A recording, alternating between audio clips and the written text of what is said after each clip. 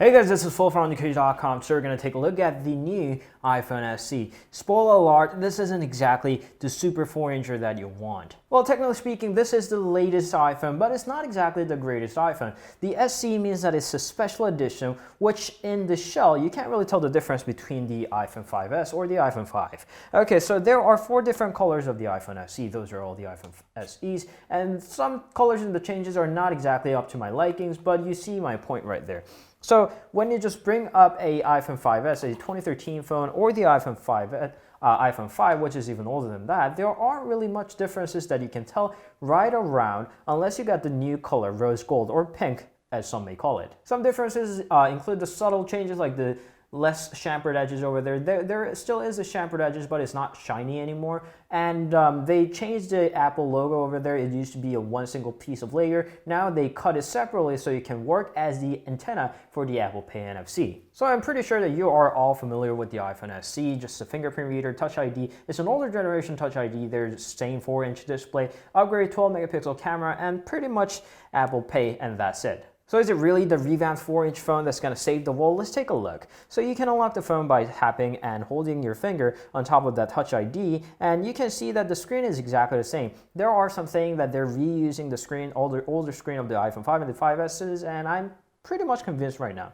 So the screen used to be really good. It used to be a really good panel, bright and colorful and very well saturated. But I wouldn't say that that still works as in the year of 2016. Firstly, the resolution is too low, but I don't really call that a big minus because the screen is also small in the same time. But it's not as bright as the recent panels, and the technology built into this specific panel isn't exactly the latest. Pixels are not exactly beautiful. You'll definitely get what I'm saying when you compare this directly one by one to the 6 or the 6Ss. And the little green line on the edges were an issue for the 5S and the 5s, and it goes the same with the SE as well. My particular review unit had this weird darker top right from the moment of the unboxing, and that really annoys me. Of course, this is totally revamped, so it's got Apple's A9 processor, and they generously included a 2 GB of RAM. That's quite a surprise considering how stingy Apple is on RAMs. We ran a couple of benchmarks, and they turned out to be really good. It's got an A9 chipset, which is the latest, and they barely changed it any, so it means that it's a very powerful processor, especially in the areas of graphics. So when you're playing in higher end graphics, it means that it runs really smoothly because it's in lower resolution than the later 6 or the 6Ss, and that means it's got less pixels to be calculated. So if you're playing a 3D game, you'll be really happy with the iPhone SE, although the screen size will definitely be a matter. What about that camera? Since a very long time ago, the camera has been one of the most important things in the smartphones. So it's got a latest 12 megapixel camera that's also built in at the 6S. And the camera for the 6S might be the best among the iPhone world, but in the general smartphone arena, I wouldn't call that the best. It suffers in the lower lighting areas, and the details are really lacking. Samsung has put a dual pixel for their latest flagship Galaxy S7, and if you compare it with the cameras like the latest flagship like the LG G5, you will definitely see how lacking and very uncompetitive it is.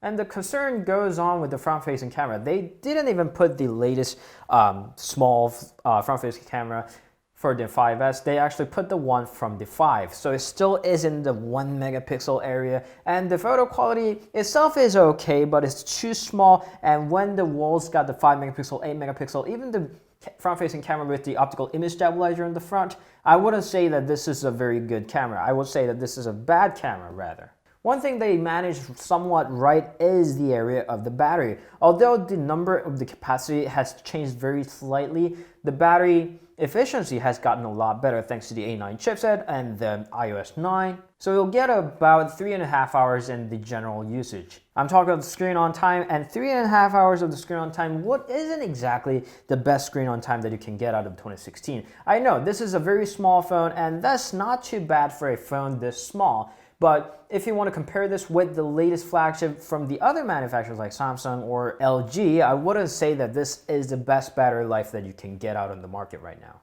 Of course, the call quality, the audio quality, the speaker is still good. They were the best and pretty much excellent in the year of 2013, but in years of 2016, they are phones with a lot better speakers and a lot better audio. So this simply is just good. And some people are suffering from their Bluetooth sound problems when they're connecting it with their car, so I guess that's an issue here as well. Overall, I personally like the SE.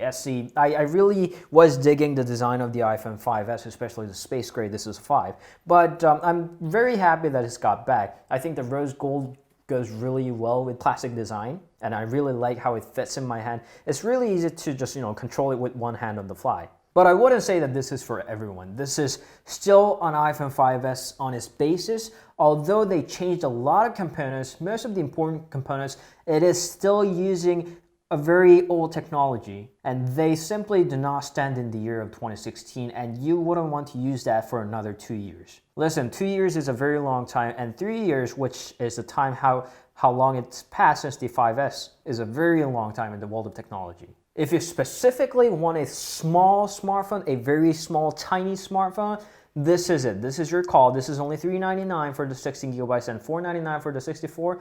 That's definitely it. Although I'm not happy about Apple's pricing on the storages. But unless you're specifically digging for this design, this size, then you should rather go for the older generation iPhones. 6S would be a good choice. 6S Plus, maybe. I'm not a fan of big phones. But even the last year's 6 might have an older chipset and somewhat of a less performances than the SE, but I think you'll be mostly happier with the 6. So that was a quick look at the iPhone SE. I thought it was totally revamped, but it was just renovated a little bit inside. Again, this isn't a totally new iPhone. This is pretty much minor upgraded.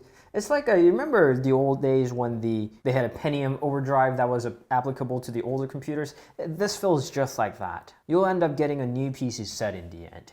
Anyways, thank you always for watching. You can meet us on Instagram, Facebook, Twitter, and Google+, and we'll see you guys later. Ciao!